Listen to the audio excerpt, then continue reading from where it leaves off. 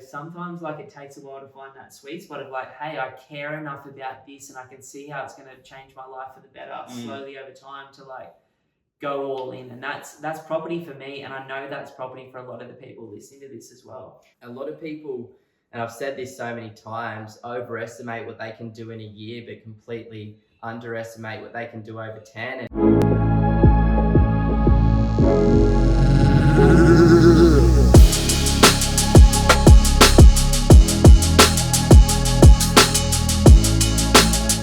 G'day guys, welcome to the Pumped on Property Show. It's Ben, Simon, and I've got my mum's dog Kiko on my lap this morning as well.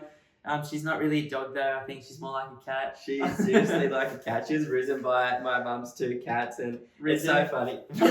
Risen. She's risen this one. She's risen. Raised by cats. She's normally like sitting up on the back of the couch here like that and prancing around like a little cat. It's hilarious, but she's the best. So good. Now, I'm actually super excited about this podcast. This was Simon's idea, and I really, really like it because sometimes it's easy to look at someone else's life with rosy-colored glasses. Like, actually, the whole world is like that now. Yeah. You're looking at people's highlight reels on TikTok, Snapchat, Instagram. It's not their real day-to-day, and you watch our YouTube videos, and you're like, those guys have it together. And it's like, fuck no. Like, so much of the time we're figuring it out, so much we're working on. What people don't see is like the 10,000 hours that Simon and I, if not more, have put into investing and business. And it's like, we're going to explain that today and just how much sacrifice has gone into learning this stuff and the best resources that we've found in the last 10 years to sort of get ourselves into this unique position at an early age. Yeah, Buffett says it, right? It's an investment in knowledge pays the highest dividends. And, we've lived by that as well. And, have always strived to continuously improve, continuously learn, and, try and be a little bit of a better version of ourselves tomorrow as we are today. And it's just like, I just love it because there's so many cool things in this world to learn about. And it's man. I just get so passionate about learning different things, learning new skills, learning new ideas or ways about thinking. And it just gets me super excited as well. Like, I do like learning new things. It's the one consistent in my entire lifetime. Like, it's one of my passions, and a lot of my friends that I'm super close with have the same passion where they just, it's not even for someone else. Like, it's 100% for yourself and for myself. And it's like the investment in yourself is absolutely massive. And I'm super excited to share some of the behind the scenes stuff that we've been doing for so long that could massively fast track your journey to where you want to be as well. Yeah, it started a bit earlier for you. Like, I feel as though you were a little bit more switched on in high school, and you went sort of straight into university at a younger age than I did as well, where for me it kind of took a little bit longer. So I was having a bit of fun out there. I was, but it all worked out in the end anyway, fortunately. But at the same time, it's like, there's no right or wrong way to do this stuff. There's no time frames. You shouldn't have started earlier or older. It doesn't matter as long as you start at some point. I heard the best quote the other day by Lutzu, and it was like, you're on the path no matter what you're doing right now. Like, it all happens in the way that it's supposed to be happening for us and for you. And it's like, I remember this quote that I put on. It was the first time I really started to put pressure on myself in my life. It was in my HSC year. I'd already got into university through like this random job application without even having to get like a HSC. So my last 6 months of high school was just a mass party for me, pretending to go study and going up to the bowling club and just seeking beers and playing pool with my mates. You were like one of the oldest people in your So years. I was 18, 6 months before I finished school, so we were partying, well before that anyway. And so it's like, for me, that took a lot of pressure off, but by taking the pressure off, I realized that I wanted to put more on myself. And I think in life, when you're getting external pressure, the natural reaction is to pull back. When you don't have any pressure at all and you're in flow, then you can decide. And at an early age, I had this quote when I'd sit down and study at night, and I did do a bit of study at the end, and it was like, don't trade what you want most for what you want at the moment. Now that's like a pretty heavy thing at 18 to be thinking, but I've always had an ability to think long term.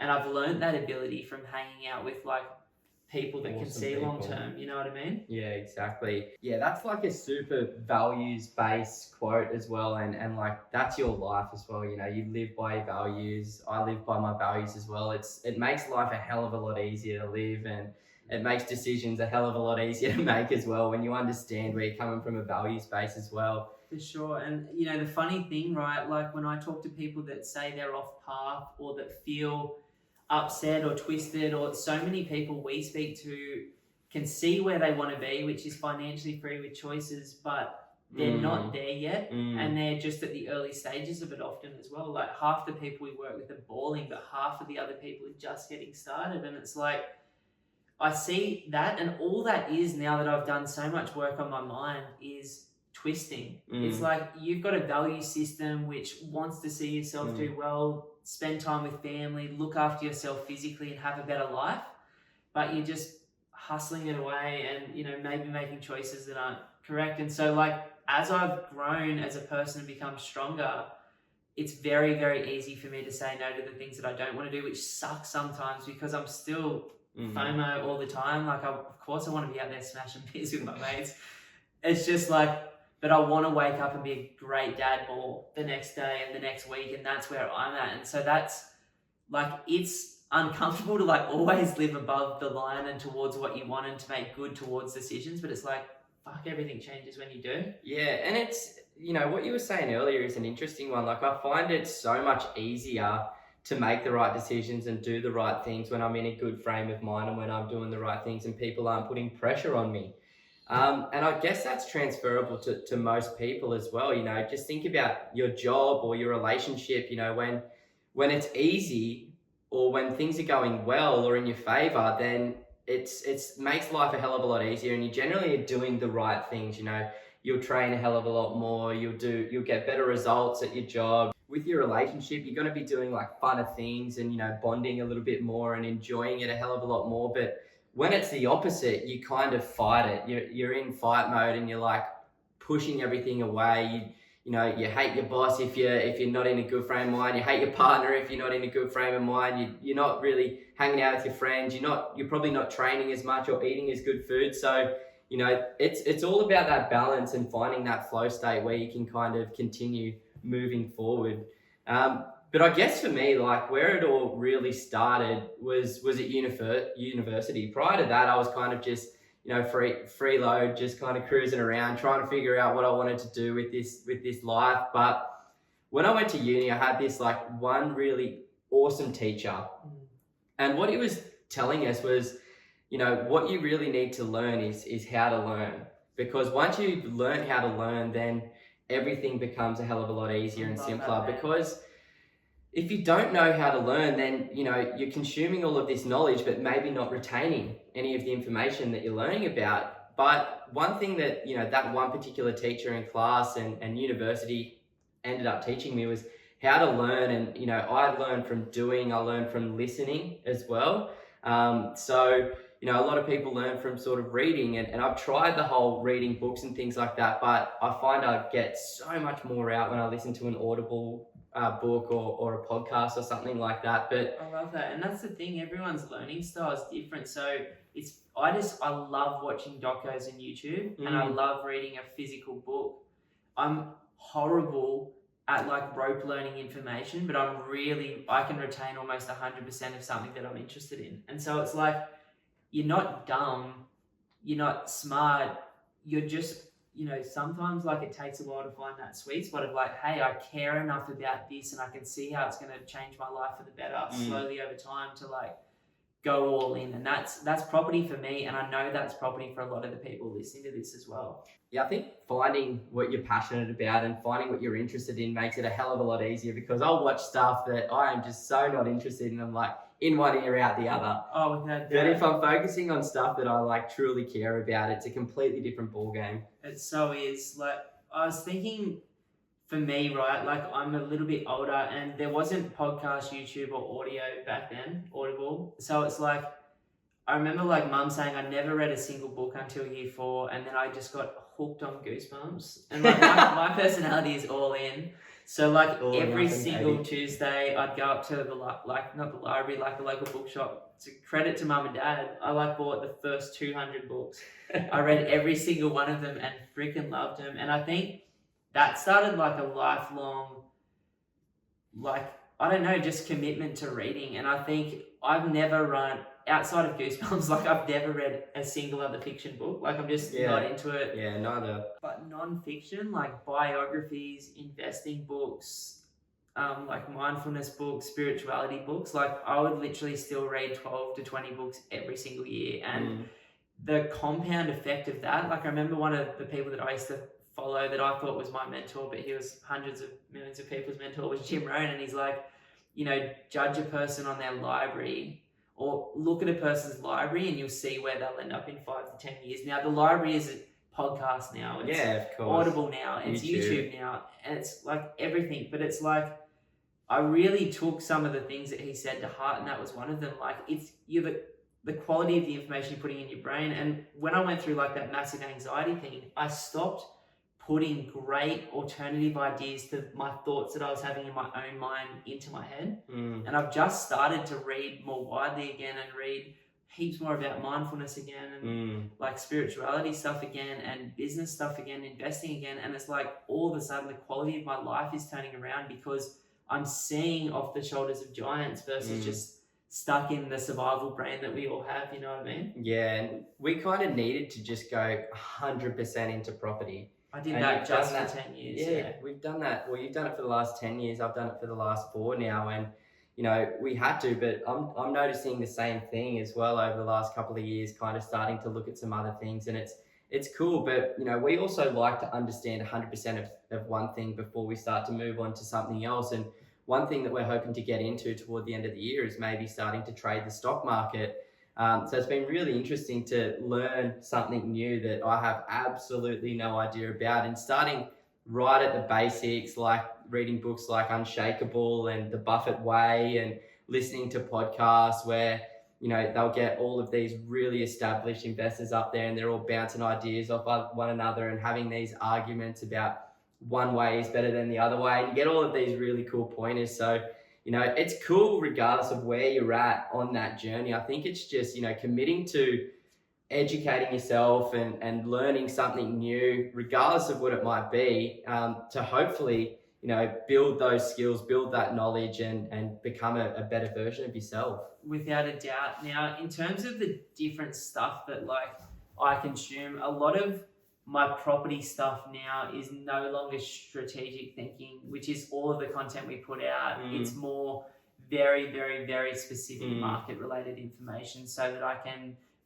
you know, have decision points and make better decisions quicker for myself and clients. But it wasn't like that at the start. At the start, it was the 0 to 130 properties, the 10 in 10 years, the renovation, the tax books, things like Rich Dad Poor Dad, Cash Flow Quadrant, like just all of the Buffett books, all of the Trump books, all of the Kiyosaki books, like all of the John McGrath books, like all of the Asian development. Like there's some really, really successful Asian investors that I'm talking billionaires that run property companies, and they tell you exactly what they do in these books. And it's like, you know, that was the foundation for me to sort of go, I like this, I like that. And then I was really big into blogs. Like I really used to follow Michael Yardney's blog. I really like the biology blog still, or propertyology blog, sorry.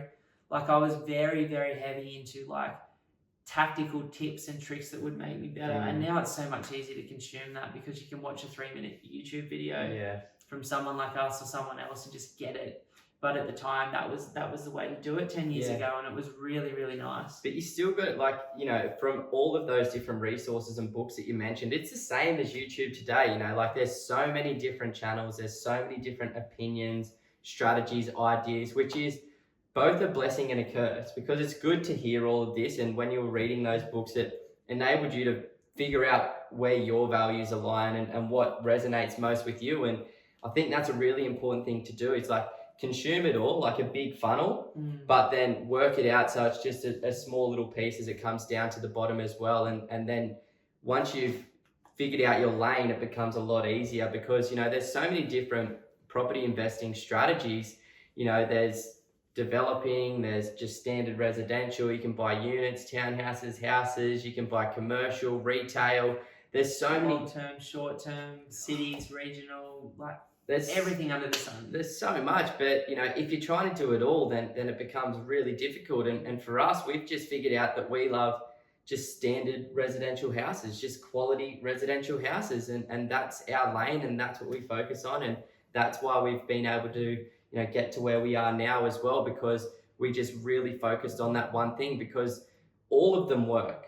All of them work if you're a specialist in that one thing for a long time. Bang. Yeah, bang. That's the biggest thing. And then 98% of developers over 30 years go bankrupt. So it's maybe like just if you're professionals and going bankrupt over 30 years, just be aware of certain lanes. You know, some of them are higher risk than others. So once I moved out of the books, I got really big into the events, because 5 to 6 years ago, that was massive. So honestly, everyone's stuff. Like I've been to John McGrath's stuff, the Dimford Boholt stuff. I've been to a whole bunch of the other spooky stuff, property marketer stuff, investment club stuff, Michael Matusik stuff. Like literally there was a point, Cherie Barber, there wasn't a single person in Australia whose like education I hadn't been to, at least for like their introductory one-dayer. And it was like, again, like it helped me refine from a whole bunch of ideas in the books to, oh my God, I don't want to go anywhere near that particular lane. And what I realized then is that there's a whole bunch of ways that people try and get rich quick. This was the massive learning from the events. But I didn't want to get rich quick. I wanted to get meaningful long-term choices with a passive income for life so that I could become the person that I'm supposed to become. And everything on stage that I saw was just absolute BS from people that hadn't done shit for like ever, and they'd done a small number of properties, and I'm like, I can't relate to someone selling the sizzle, high risk, no money down or big money down, and just talking absolute nonsense. Like, and especially once I started to buy, you know, $30 to $50 million a year worth of property for clients, I'm just like going to these events still to try and pick up the information because I wanted to be better all the time. And I'm just like, this is just so far removed from the reality of what's going on. And so many people would be better off just learning timing or just buying houses or just buying metro markets. And I shook it all out. And that was luckily at the time that beautiful podcasts like the Property Couch were coming out, and Michael Matusik and Michael Yardney were just doing such good blogs that you could transition from like get rich quick into what works long term based on data. Yeah, and you know, get rich quick is just such a weird concept. Like, it's obviously what everybody wants because most people are working in jobs that they absolutely hate. But it's just not a reality, you know, like it's just unfortunately not a reality. So if you can separate yourself from that and realize that it's going to take you, you know, depending on your situation, at least sort of 5, 10 to 15 years, you know, 15 being the average, I would say, then it becomes like a breath of fresh air, like a weight off your shoulders, because so you're not trying to do all of this stuff immediately, and you can really just focus on the one thing at each step of the journey as well. So rather than going, I need to do everything right now and then maybe fail, and then shaping it in a different way and going, okay, well, I just need to do this one thing, which is save up a deposit. Then I just need to either find the right partner or buy the right property. So you just, you know, set it up as a series of steps, a complete process that you follow, and slowly but surely you'll get there. And the funny thing is when it starts, like you start down here and it's really low, but as time goes on, it's like that exponential growth model where, because you're doing the right things, because you're continuously learning, because you're building your investment portfolio, things just slowly but surely become a hell of a lot easier. Like when you bought your first property, 10, 11 years ago now, there was probably no thought process. Actually, you probably did realize that I'm going to buy 100 properties. I did like an 80-page document of like why this investment was a good one. Sent it to this guy that I trusted, and he's like, I don't know, man. That's what I'd say. That's what I'd say now. And I was like, it was all the wrong shit. Okay. Like everything that I do is thorough, based on what I know at the time, but it's like Yeah. I didn't have 10 years. No. I didn't know those things. So it was like it was all of this crap that didn't matter.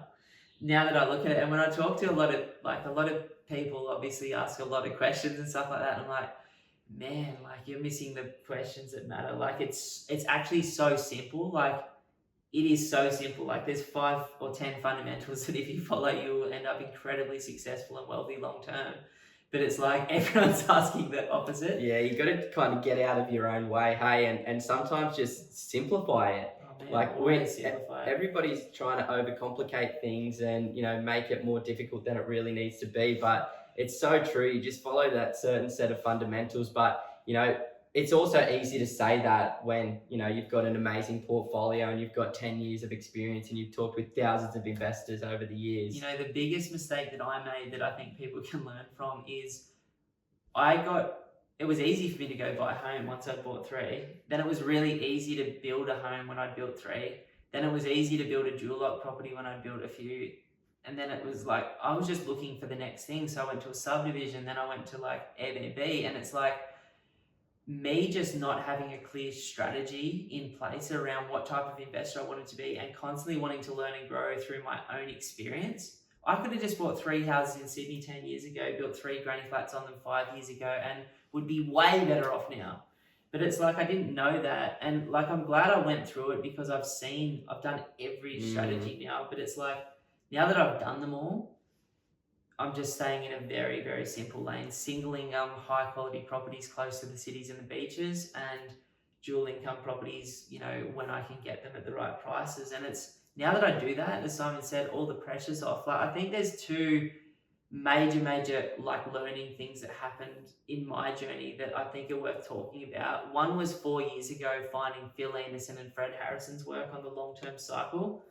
I remember I was so anxious at the time. It was 3 o'clock in the morning. Lisa had been away for the weekend and I was like down the rabbit hole. I'd been YouTubing to blogging for like 8 hours straight and was just so wound up looking for like this just still wasn't making sense for me. I'm looking for like someone that's looked back enough to be able to look forward properly. And I knew what fundamentals work by that time because I've been following core logic stuff for like 8 or 7 years before that. Had a few runs on the board. I had experience. I'd I've been working in real estate and every single day buying properties. So like I was getting there.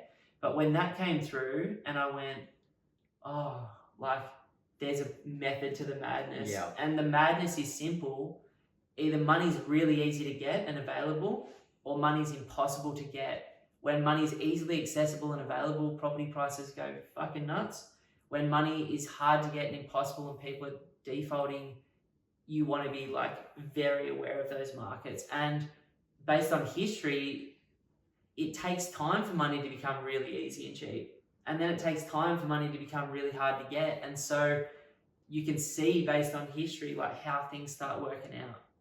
And that's really powerful. And those books changed my life. And now like we do content with Phil Anderson every month and I talk to him personally. And it's like having direct access to someone who is so much more OCD than me changed my life. And then from that, when I saw the big picture pattern and I already knew the intricate things, talking to like how many investors have we talked to now? 4,000? So many, maybe more. Almost every one of those people owned a property before they came to us. And I went, tell me about your property, tell me about your results. And I started to look at the years. There's a pattern. And I'm like, I started to see the pattern, like it went from code to just ones and zeros. And it was that easy for me to go, holy shit, not only is this theoretical, but here's 4,000 examples of it working or not working. Like half of the people we speak to, like myself with properties in the past, haven't worked. Yeah. They've bought Brisbane at the wrong time, at the last top. Yeah. They haven't bought at the bottom of Sydney. And that's what the average person does. The average person buys at the wrong time and sells at the wrong time because they don't understand these cycles. And then it was super interesting to get that 46 years of Australian history in Sydney, Melbourne, Brisbane and Perth. It was year by year, the capital growth for the property markets. And we overlaid that to the 18-year real estate cycle and we're just like, what? And then, we naturally saw that Sydney and Melbourne did well out of the first half of the cycle, and Brisbane and Perth did well out of the second half of the cycle, and then we finally this year got that confirmed by Phil Anderson, and we're like, oh, awesome! There was like a reality there. It wasn't just up in our heads. It's crazy. But that's like a deep level as well. You know, that was obviously 6-7 years into your investment journey when you stumbled across that, and you know, I'm sure there's heaps of people that are at that level already, but you know, I think a lot of people listening to this right now are probably at a bit more of the beginning as well. And I think, you know, there's literally 3 books that you should be reading to just get the ball rolling and just get it started. And, you know, number 1 is Rich Dad Poor Dad. Like, we talk about it all the time, and I know there's probably 90% of the people watching this have seen it, but for the 10% that haven't, you need to read it. Like, it just completely changes everything. It was just like, oh, it's easy. This is how you make money. Yeah, it just like makes you understand what an asset and what a liability was. Like the stuff that we should have actually learnt in high school, but unfortunately we didn't. So you've got to go out there and learn it now. So that's one that's a must. The next is The Barefoot Investor. Got to read it. You know, most people are on top of their money, especially investors, but you know, a lot of people aren't as well. And if you can just save that extra little bit of money every year, it's going to make your journey a hell of a lot easier, and the compound effect of that is going to be amazing as well. So, you know, implementing those things. We've only just, after reading that book ages ago, switched over to Host Plus. Switched my super over, basically. But we got there eventually. Yeah. And that's kind of because we want to start taking control of our money a little bit more and learn more about the stock market. But that's an awesome book. And then I think the best Australian property book out there is Mastering the Australian Housing Market by John Lindemann. Like, it's such simple fundamentals. It's just non-biased. Like, that's what I loved about it. It's not biased. Like a lot of the other ones, a lot of the guys you're talking about before, they are biased. Yeah, they're selling Australia, which is natural. Like, welcome to the world. But at the same time, you know, John's book was very non-biased. It just gave you an overarching look at what's worked well in the past in Australia, and that can help you develop that strategy out. What helped with that book is he looked at 100 years of history in Australia, and property prices have grown on average by 11%. And I went, like, if it does half of that, I'll be stoked. Yeah. You know, that gave me a lot of confidence around because for a lot of us, it's still like a why property. Yeah. For me, I was looking at little businesses, little side hustles, extra jobs, increasing my income at work, you know, a business, property. Like, it's confusing when you like, even sometimes just going, okay, I'm choosing this lane. Like for Simon and I, we are investors first and business people second. And it's like, that's our only lanes. And it's only after 11 years in property that I'm like, I'm going to start learning about stocks. And I know it's going to take me 10 to 15 years to figure that out. Because business is going to give you the short-term cash. Like, more often than not, it's the short-term cash cow.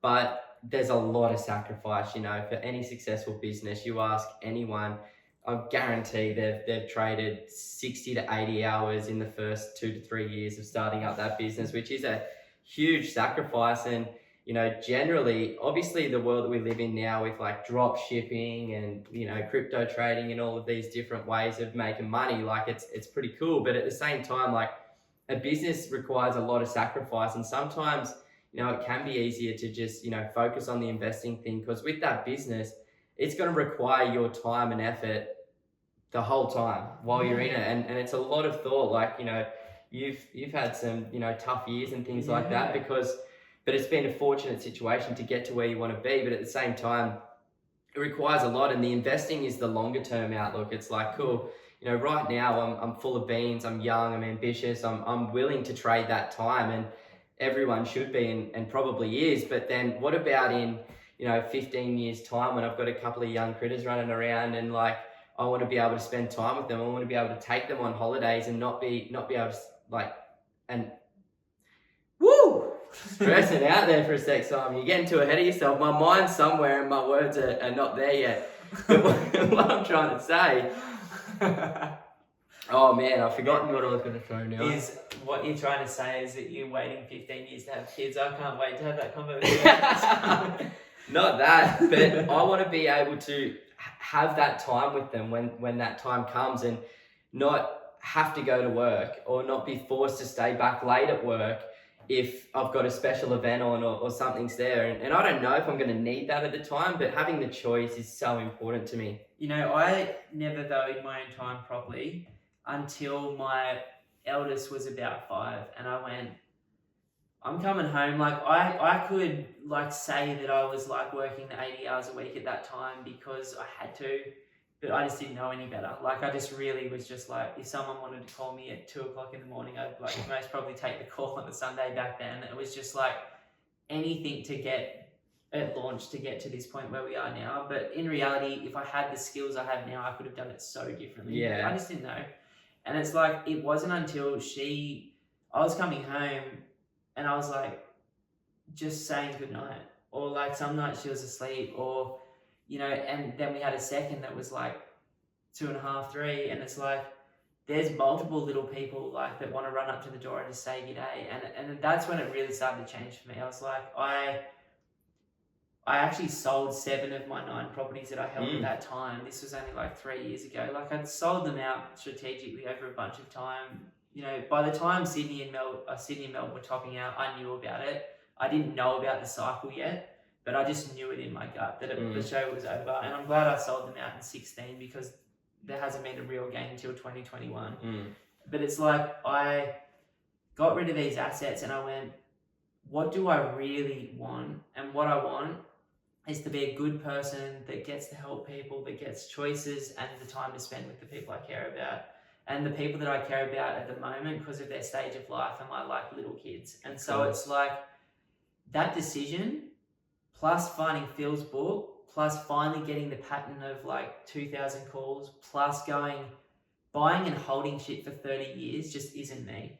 I want choices like sooner, and I want a passive income outside of this business or my job just in case in 10 years I don't want to do this anymore. And it's like, and through letting it go and then choosing what I wanted, creating a plan and then slowly implementing it as you've implemented yours, like far out, man, stuff can change really quickly for the better. And it's like, so for all of you guys out there and girls out there that are listening to this, it's like, you don't need all of the answers. Like I wish I could have said that to myself. I wish I could have been softer to myself. I wish I didn't trade so much of myself and some relationships in my life on the way through, and still do. Like, fuck, there's still really hard days sometimes. Like I've still got to have shit conversations with people I care about, and I still put my kids over my friends at this stage of life because my business is my second kid. Like, you know what I mean? But it's like, I'm aware of it, and I know, like Simon said before, about the values thing and where I want to be investing my time to make me feel happy, not just today, but tomorrow.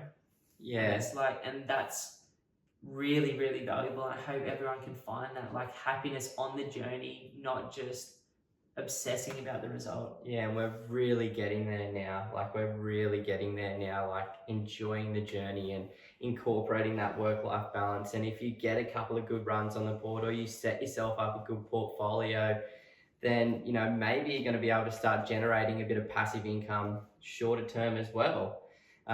You know, we've helped a couple of people quite recently, you know, replace about $10,000 to $20,000 worth of income from a couple of properties really quickly, and that's enabled them to go from working 5 or 6 days a week down to 4 or 5 days a week, and, you know, free up that extra day to maybe spend more time with their family and friends, or, you know, start working on that side hustle, or start working on that business that they're more passionate about, which is a beautiful thing. I think a lot of people, and I've said this so many times, overestimate what they can do in a year, but completely underestimate what they can do over 10. And, you know, have that belief as well, and just start somewhere. And you obviously already have, if you're listening to this podcast right now, because you're trying to learn a little bit more, and hopefully some of the things that we've talked about, you know, motivate you a bit more, because it's a tough journey. You know, it's been a lot easier for me, fortunately, but at the same time, it's still a roller coaster. There's still ups and downs. You're going to get some bumps and bruises, but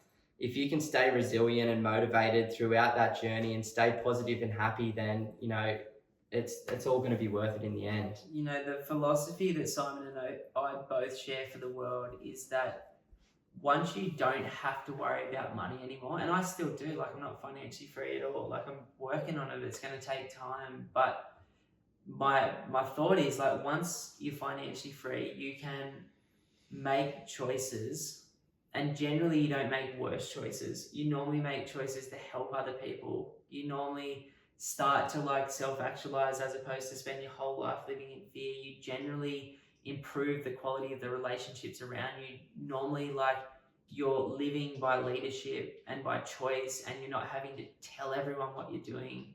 You're actually just doing it, and because of that, like, you create momentum in your life. And you can walk away from a job you don't like, or you can walk towards a job you do like. You can retrain, you can spend more time with your kids, you can drop them off, you can figure it out. And Simon and I are still figuring it out. Like, We'll always be figuring it out. what that balance looks like. But it's like, it is kind of exciting to be living a life of moving towards a great future, but enjoying this moment. And it's like, just that's what we fundamentally believe that property will do for the people that invest in it long term. It will enable them to level up, and by them leveling up, it's the 3 times rule. They'll inspire other people, and the overarching like consciousness of the world can improve. And that's a freaking exciting thing. It's a beautiful thing to think about as well, if that's what we can do. And you can be that change maker. We can be that change maker as well. Like, actions speak louder than words, and you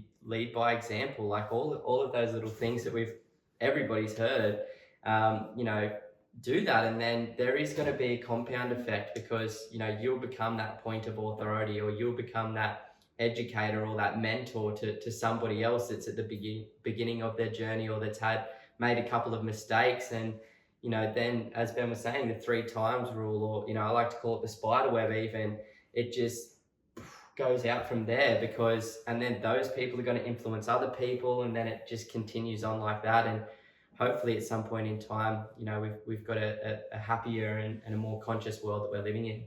What I can say from going through this the hard way is, at some point, like, the murkiness in the water, if you give it enough time to still, will become clear again. And this is another Lao-Tzu thing. It's like, when the water stills, a lot of like the stuff and the hardness will start to slowly disappear. And like, my intention is to find like the truest version of myself in this lifetime, and become still in my mind, and to become like reconnected with this freaking amazing world. Like, I truly believe that whatever you call it, like, we are literally living heaven on earth. It's just most of the time the mind is too cloudy to hear it and see it. And mine certainly is. Like, I live in my head a lot, like most smart investors do. It's like, but at some point in our lifetimes, it would be nice to like let it go, and just realize that it's all happening for us. Like, there's this such inspiring dude that we've been listening to on YouTube at the moment, Charlie Rocket.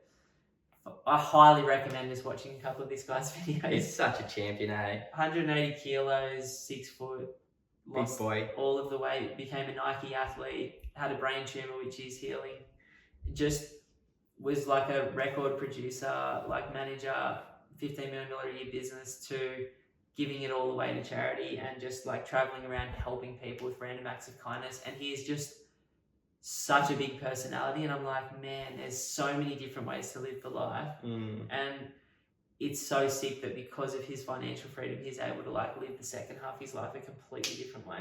And we're getting there now as well. I don't know if we've talked about it on camera yet or not, but we've just decided to partner up with Charity Water, and we're going to be donating a bit and starting to build some clean water wells around the world with them over the next few years. And that's a nice thing, like, because we've got the business to that point, and because you've worked so hard, and we're ready to move on to that next phase of life, to start giving back to less fortunate people. Now it's one charity, but then we're going to work to find another one that we align with and want to work with as well, that we can donate some of the money that we earn to, and just start hopefully giving back to these amazing people and amazing communities. And it's sometimes hard to do that while you're just trying to get yourself set up, but having that goal to become financially free and have yourself set up, it's going to allow you to give back so much more. And we're finally starting to do it as well, which is really, really cool. It's so exciting. Like, I didn't realize that $10,000 could give